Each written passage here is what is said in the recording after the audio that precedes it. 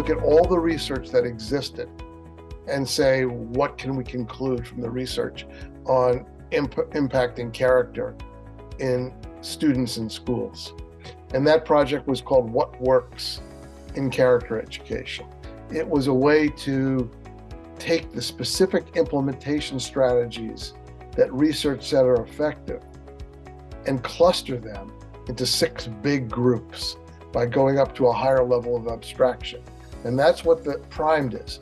It's 6 design principles rather than 6 implementation strategies.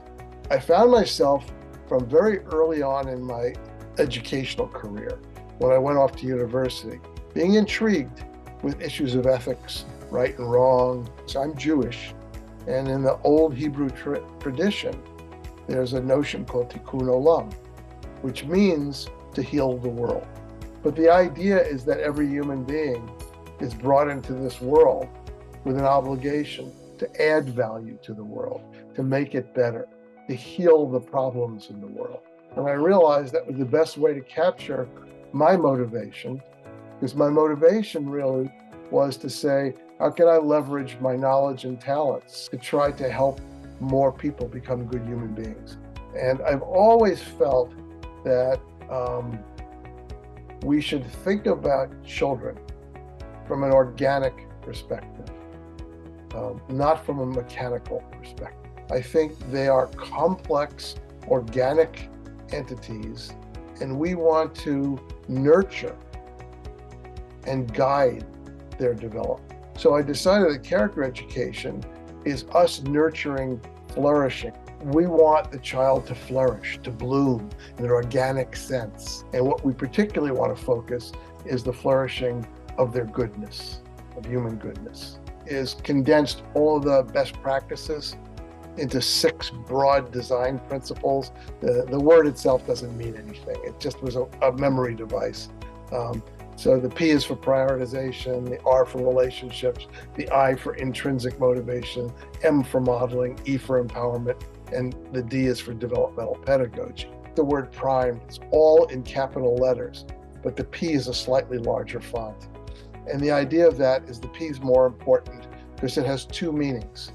It means prioritizing character education in general, and it means prioritizing the other 5 design principles. I believe the leader of the school is the single most important element in whether this will work or not.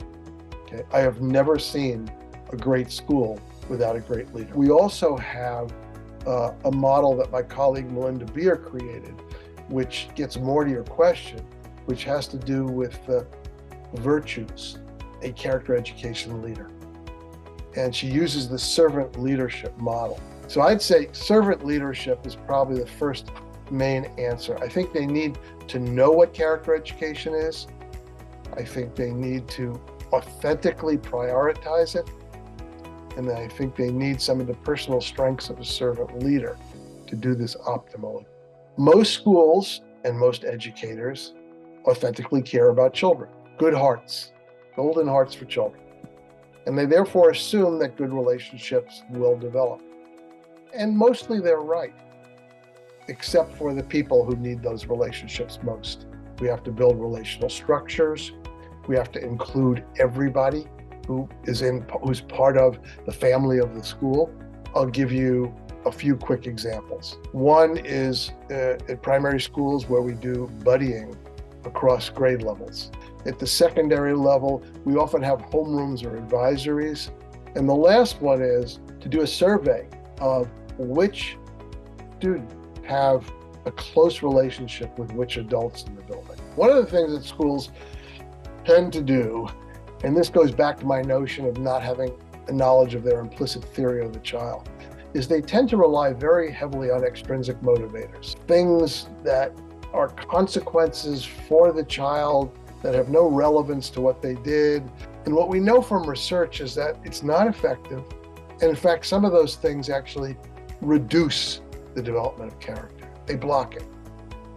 What we really want in children, ultimately, is the character concepts, the character virtues, the character strengths that the school embraces go inside the child. So the child becomes kindness. becomes responsibility, becomes fairness. The child becomes these things. That's, internalization. The question is, we don't know how to get them inside the kids.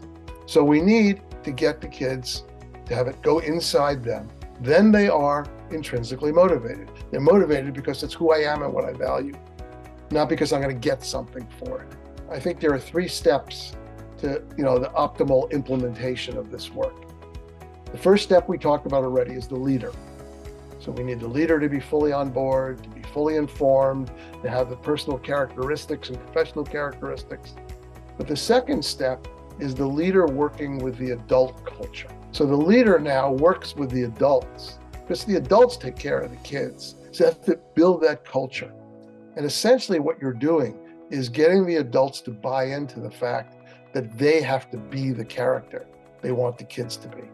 One of them is what I call peer interactive pedagogies. We use them all the time. Cooperative learning is a peer interactive pedagogy. Peer tutoring is a peer interactive pedagogy. Project-based learning, where groups of kids do project-based learning, is a peer interactive pedagogy. So I often say that good character education is good academic education. Everybody needs to know that they matter, that they have influence, that they're heard, that people care about what they think.